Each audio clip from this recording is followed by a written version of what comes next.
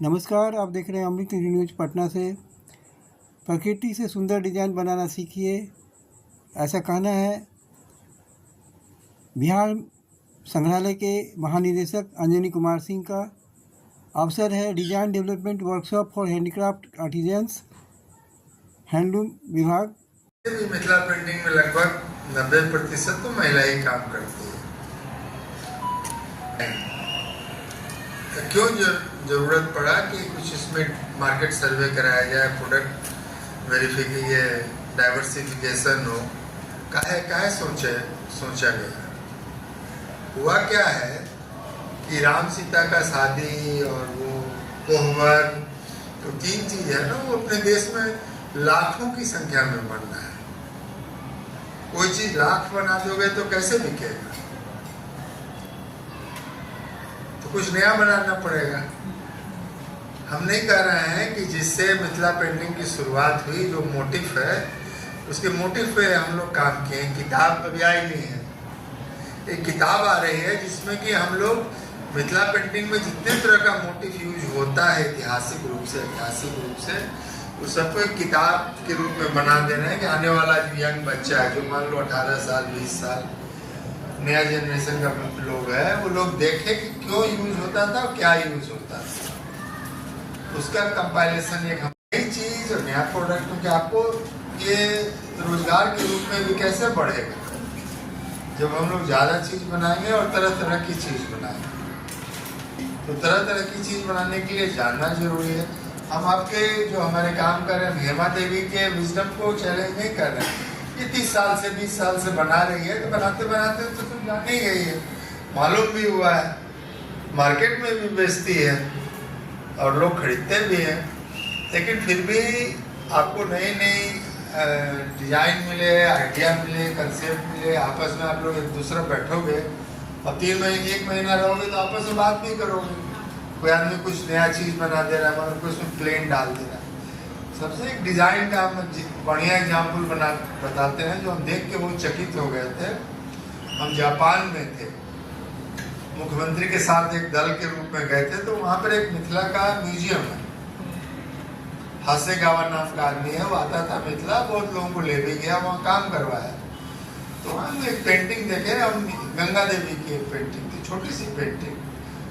तो उसमें देखे कि उस समय जो गंगा देवी कब की है, उस समय उसने एक शेर बनाया था बीच में, और शेर में चांद बनाया था, और उसने 10 साइन भी किया था, और पेंटिंग के बीच में साइन किया था। तीनों चीज नहीं थी। उस तरह का एक शेर, बड़ा शेर हम पहले नहीं देखे थे, और शेर के बॉडी पे पूरा चांद खिला हुआ हो भी नहीं देखे थे। और किसी महिला ने उस जमाने में पेंटिंग के बीच में, अभी तक नहीं साइन करती है, छुप के साइन करती है, पीछे करती है। अब धीरे धीरे हम लोग आदत लगा रहे हैं, कह रहे हैं कि आपको साइन करना चाहिए, क्योंकि लोग अब जब प्रोडक्ट लेता है तो ये भी देखता है किसने बनाया है।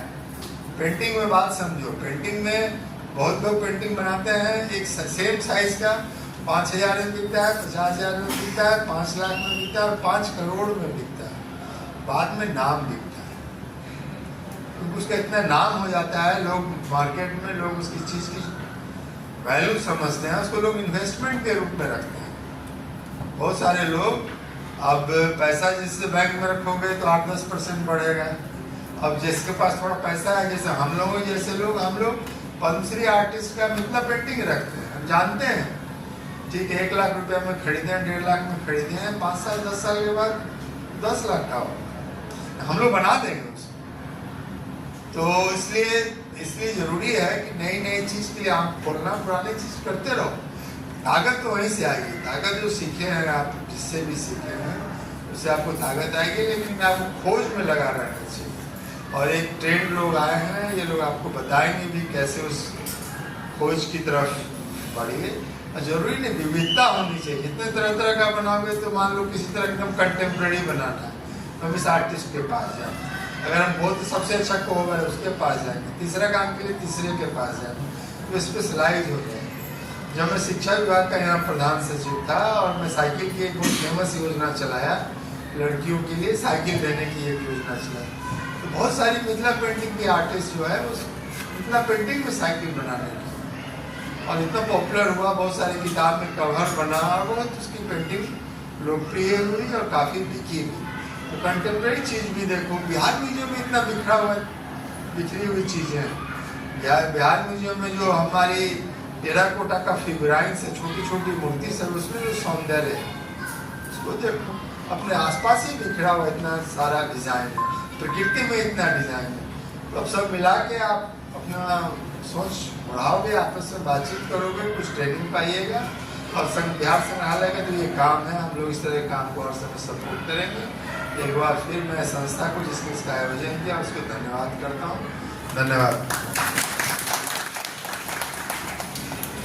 सर की बातें कला के लिए एक नए लक्ष्य को, एक नई अवधारणा को लेकर आती है।